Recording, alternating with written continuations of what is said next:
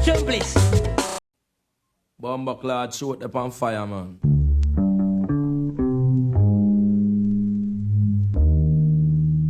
This is Maestro, and I'm here with Don himself, Don Garcia. Birdman, crazy angel. There you go, Angel Garcia. Gracias, señor. Talk to me about this fight and the decision for Danny to step up to 154 pounds. It's time to move up. Bigger things in life, another chapter in his life. He did everything at 40. We did good things at 47. Now we're going to 54. Time to move up. His body's saying, give me more, don't give me less. Right opponent, right time with Benavidez? Yeah, it's perfect. That's a perfect opponent for Danny. The guy's just going to come. He don't have no skills. He don't know how to dip. He don't know how to dip hook. He just thinks coming forward is the right answer. You in for a real fighter. Like, you got to understand Danny's resume. You know, you ask him the question that he's talking about Danny too small and all that. He ain't that big as, what he talking about? It's not like he a giant. Yeah. Now, his brother might be a giant. But just because you spar your brother means you're going to spar Danny like that. We ain't sparring, we fighting. It's a different page. So he ain't for a good fight. He ain't for a listen. He for a rude awakening. And I'm not talking about he's my son. I'm talking about I know Danny Garcia, the fighter. And a good fighter is a great fighter. And Danny's happy right now. The other bullshit in the past with Spence and all that shit, listen, we supposed to fight Spence in March. He had the car accident, we fought Ray Catch. If he would have fought Danny in March, he wouldn't have had the victory he had through the COVID. We'll talk a little bit about that, because I don't think a lot of people know about that. No, you're right, but Danny was suffering from anxiety and all that shit through the COVID. The country was going, the whole world was going through anxiety. Yeah. It was a bad timing through that COVID shit. So I don't know why we did it, but we were supposed to fight him in March.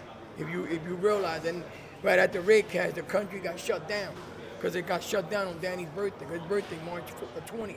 Oh, he's an Aries. No, he's a Pisces. It's a split. Okay. That's the end of it. Okay. Spring day. Yeah. Spring. Yeah. Yeah, but the country got shut down that week of his birthday. But it's Spence rooted for Spence, not going back, because that's old news. Yeah. But I'm just telling the people out there, they ain't know the truth. Because I kept it to myself thinking Danny get over the hump. But Danny was suffering from anxiety through the COVID. But now you see him in there, right? Joking around, happy. Happy fighters are dangerous. It's like any athlete. If you're an athlete and you happy, you'll be successful. Look, remember when the basketball players were leaving, when they were training out there in the training camp in Orlando? Yeah. They were jumping the fence and rolling out because they were going through anxiety and all that crazy shit. We ain't got none of that bullshit now. We listen, the world's free now, buddy. And they in for a shock awakening because he ain't no giant. Absolutely. So he ain't no giant. He don't scare us. Talk to me a little bit about being a father trainer, that kind of responsibility you take on as a father trainer, and also talk to me about going head to head with another father trainer. Well, the thing about me and another trainer, father, is that I know how to separate the dad. When it's time to be a dad, it took me a long time to separate that. And I know Danny. So we more like, when we gotta be friends, we friends. When I'm his dad, I'm his dad. And I knew how to, it took me years to learn how to separate myself. When he started becoming older, that I couldn't talk to him like a little kid no more. So I had to respect that part of his life. Now he's a dad, so I gotta look up to him like a father himself. So I gotta respect him. I gotta know how to separate myself. Certain things, certain times. And a lot of the things between me and a lot of dads is that I know who the star is. It's Danny Garcia. There you go. A lot of people forget who the star is. It's the fighter, the star. Let me follow up with you on that. They did an interview on ESPN last Saturday. They were talking about Teofimo Lopez's comeback, and his dad essentially said he didn't want his son to go into that last fight he had with Gambosis because of an injury that he had, a health issue, but that he went into it anyways. How would you approach that kind of situation as a father? If he knew it was an injury, it's different. If you injure like bones and stuff, then that's a different page. But when you're doing mind, the mind is different than injury. Broken bones, I don't know what it was. But me, I thought Danny would get over the hump. But he never did. And I feel bad for people out there because people bet a lot of money on sport. Yeah. Totally on sport, not only boxing. So people sometimes bet their home. So I apologize for that. But at the end of the day, we got Danny Garcia show. Saturday night, July 30th, is the Danny Garcia show, the greatest show on earth. And Okay. if that show goes the way you want it to go, Well, it's gonna go the way I want. where does the show go next? Does it go to Well, Charlo? we're gonna go.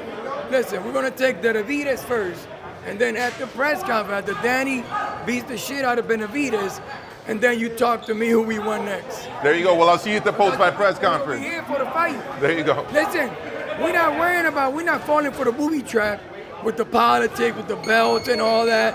Guys are scared to get old. They don't want to fight each other because they want to come out first. Who wants to come out second?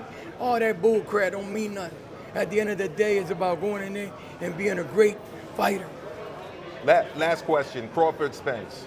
Hopefully that happens. Who you got? Listen, man, if I anything, I had to go with Spence. Why, you ask? Because look at the resume. It includes your son, right? No, that too. But like I said, he caught Danny. Like I said, I'm gonna take that back a little bit. He caught Danny through some anxiety and shit. He wouldn't have fought him in March. He wouldn't have beat us. With all respect to Spence, because he is the champ. So I gotta respect him as a fighter, because he fought for that. So his resume is way bigger than Chance Crawford in the 47. Chance Crawford was a champion and all that, but you gotta understand that he don't have a lot of resume on this book. Like he got Porter and then little Gamboa. Yeah. And then when he fought at 40, he fought an African that nobody knew. We had all the buckles. Remember when he made it defeat when he came undefeated? Yeah, when he unified for undisputed. At 40. I wish I would have knew where the African was at for Danny. Nago? Yeah, who the fuck? Where was he? The fuck? There you go.